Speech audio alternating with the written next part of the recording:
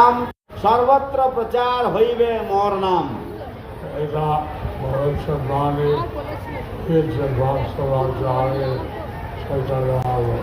এইটা ভবিষ্যৎবাণী দিয়েছেন 500 বছর আগে চৈতন্য মহাপ্রভু।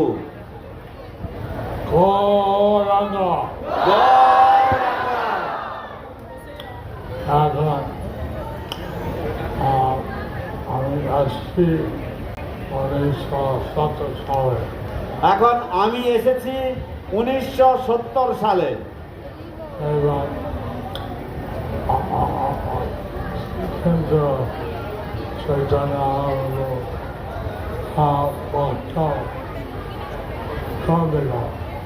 কিন্তু তখন চৈতন্য মহাপ্রভুর ভক্ত কম দেখলাম। এখন আস্তে আস্তে এখন আস্তে আস্তে বাড়ছে সেটা। এবং বেশি লোক এখন হরে কৃষ্ণ বলছে। এবং বেশি লোক এখন হরে কৃষ্ণ নাম করছে। আগে জগন্নাথপুরীতে রথযাত্রা হতো। আগে জগন্নাথপুরীতে রথযাত্রা হতো। এখন সারা বিশ্ব হচ্ছে। এখন সারা বিশ্বে হচ্ছে। আমরা মুসলমানকে দিঘাতে সুন্দর একটা রাধের মন্দির মন্দির হলেন। আমাদের মুখ্যমন্ত্রী জগন্নাথ দেবের একটা সুন্দর একটা মন্দির উনি দীঘাতে করলেন।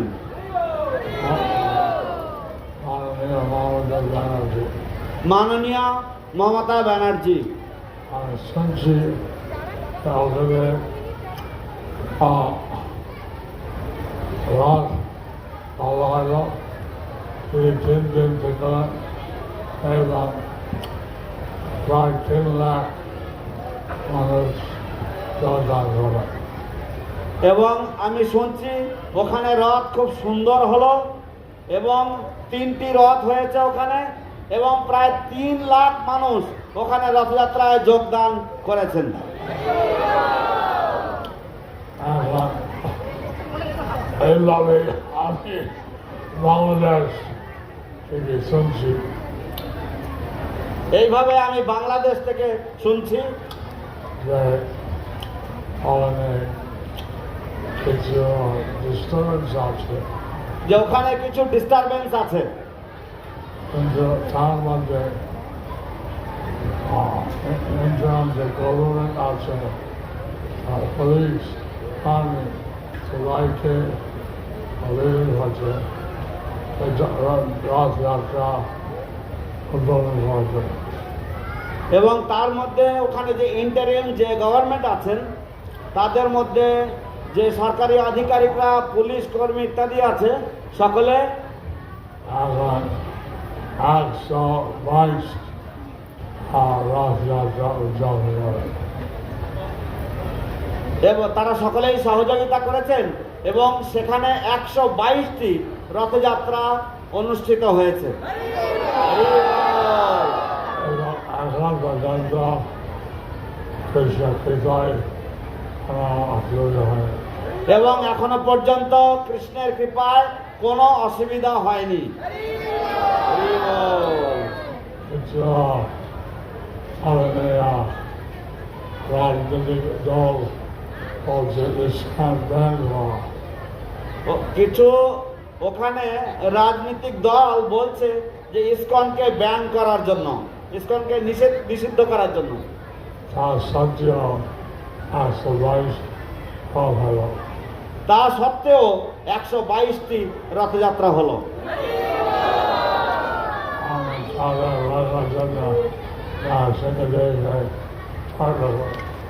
আমি তাদের রক্ষার জন্য নৃসিংহদেবের কাছে প্রার্থনা করেছি।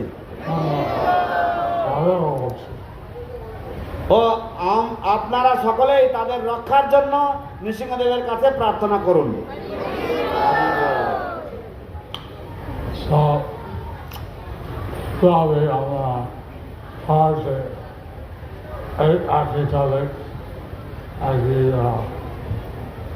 পরিবানা সঙ্গে পরিবারের সঙ্গে একই তারিখ একই সময় তারপরে তো ভারতবর্ষে আমরা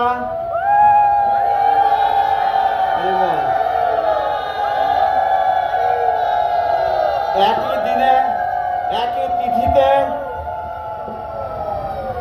ভারতবর্ষে আমরা একই দিনে একই তিথিতে জগন্নাথপুরীর পাণ্ডাদের সাথে আমরা একই তালে জগন্নাথের রথযাত্রা করে থাকি। এখন কত রথ হয় জানি না এখন কত রথযাত্রা হয় সারা ভারতে আমি জানি না। সারা পৃথিবীতে শত শত রথ হয় সারা পৃথিবীতে শত শত রথযাত্রা হয়। এখন কাজ আছে আর তারিখ হয় এটা দেশে সম্ভব হয় না কিন্তু আসলে যদি ভালো হয় যদি একসাথে হয় রথযাত্রা, কিন্তু বিদেশের ক্ষেত্রে এটা সম্ভব হয় না, যেহেতু পরিবেশ বা আবহাওয়া বিদেশে আলাদা আলাদা।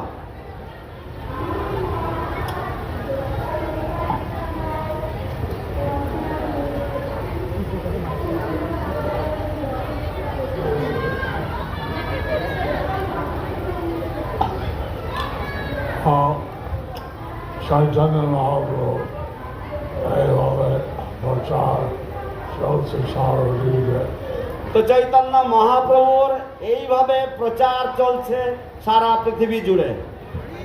আমরা সঙ্গে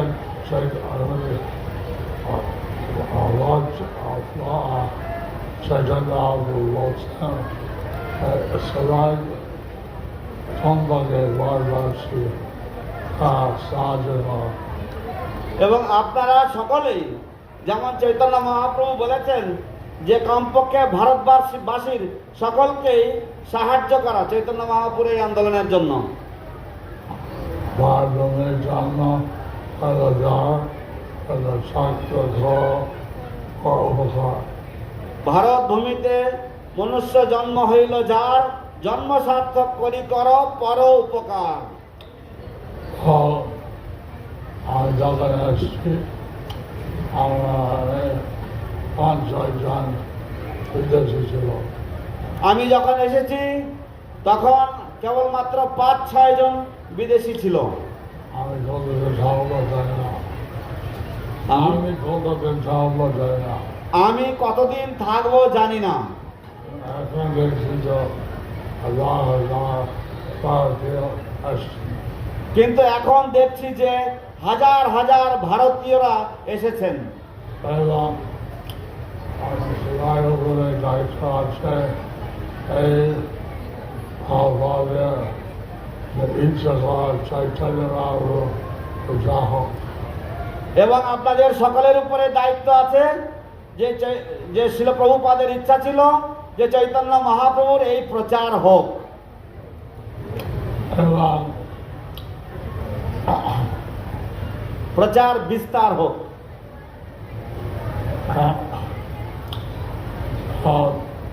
আমেরিকা অনেক ভারতীয় আসছেন আমেরিকাতে অনেক ভারতীয় এসেছেন তারা